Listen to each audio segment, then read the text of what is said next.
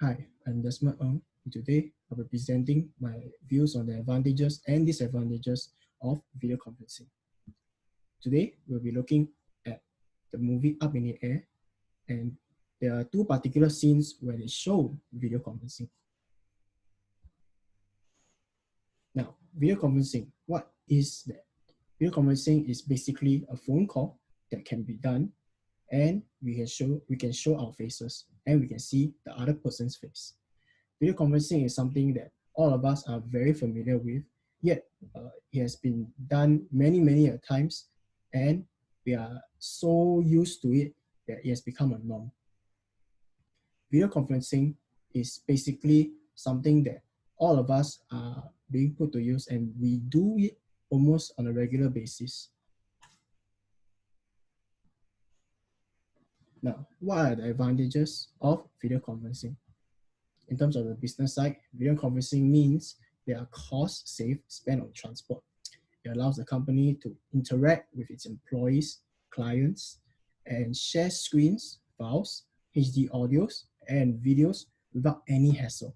Now, this is something unheard of back in the day when there was no such thing as video conferencing.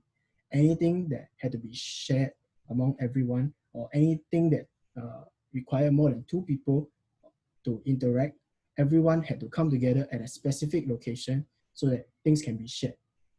Now, the second advantage of video conferencing can be done anywhere so long there is a connection to the internet.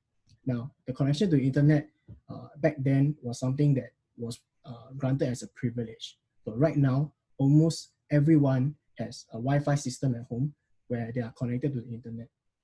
If not, there are many malls that have Wi-Fi that are free to use for any users.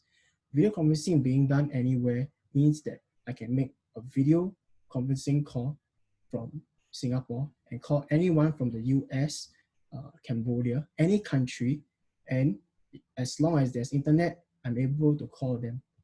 Now, video conferencing third advantage is that it's efficient as there is no backlogging of work, allowing the employees to discuss the problems with the concerned person without any delay.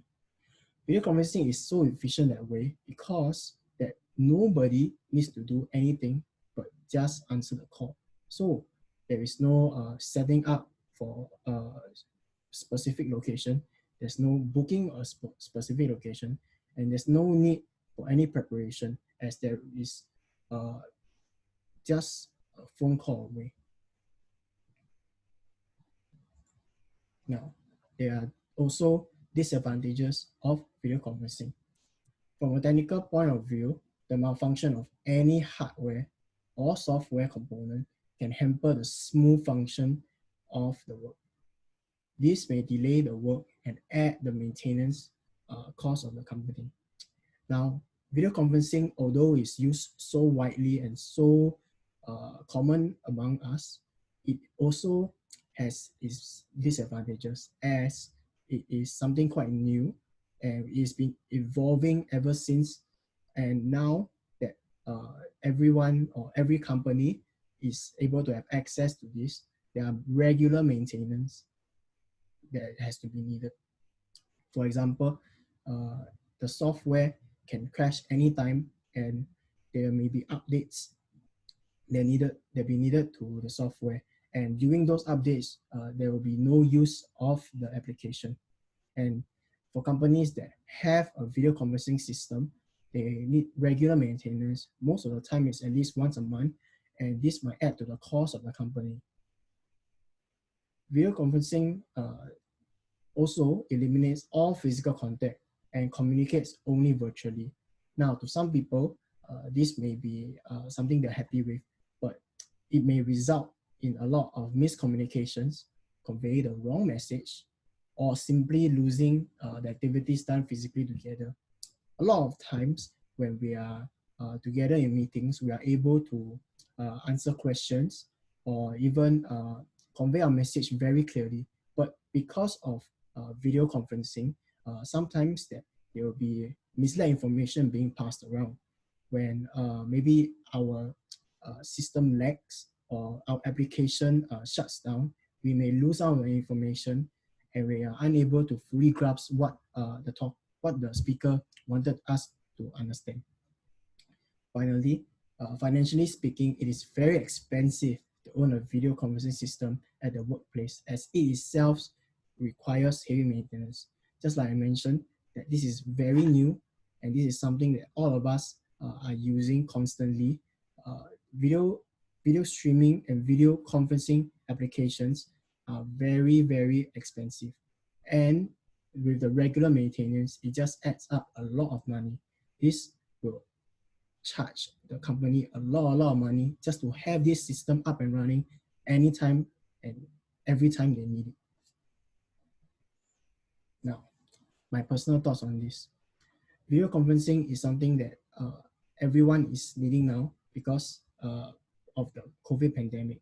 Now, because of the COVID pandemic, a lot of us are unable to travel, not just overseas, but even to our own workplaces, as when we clustered into groups of more than 50 or even more than 100, there may be a constant spread of the coronavirus. Now, COVID-19 has taught us a lot of things, and one of it is that technology has really improved to a point where we can seamlessly meet without actually meeting. Now, video conferencing on itself is something that a lot of us have been using for very long, and most of us take advantage of it. And all of us know that this is something very normal to us. All of us have FaceTime on our phone. All of us are able to use Zoom, Microsoft Teams, and anything that has video conferencing, we're able to make use of it. Now, a lot of companies are using this so that they can communicate with their employees without the need of meeting. And a lot of these companies are unable to have them when they have a small business, or they have to use like free applications such as Zoom. Now, even schools providing this, we are allowing ourselves to adapt and improvise during the midst of COVID-19. And it's because of COVID-19 that video conferencing is so popular now, to the point where if someone is not using it, it will be odd. And I think that's the end of today.